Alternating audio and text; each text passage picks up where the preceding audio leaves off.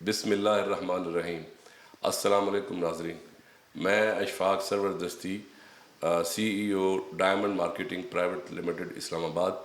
ہم ایک عرصہ سے آپ دوستوں کی اس ریئل اسٹیٹ فیلڈ میں آپ کی خدمت کر رہے ہیں۔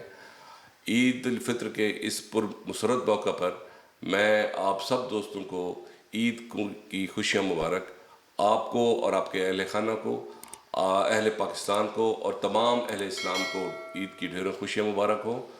اور اس موقع پر میں یہ ریکویسٹ کرنا چاہوں گا کہ اس گری ہوئی معاشی حالت میں پاکستان کی اپنے دوستوں کو، اپنے غریب دوستوں کو، جو آپ کے ہمسائے یا جو مستحق لوگ ہیں، ان کو اپنی خوشیوں میں ضرور شامل رکھیے گا۔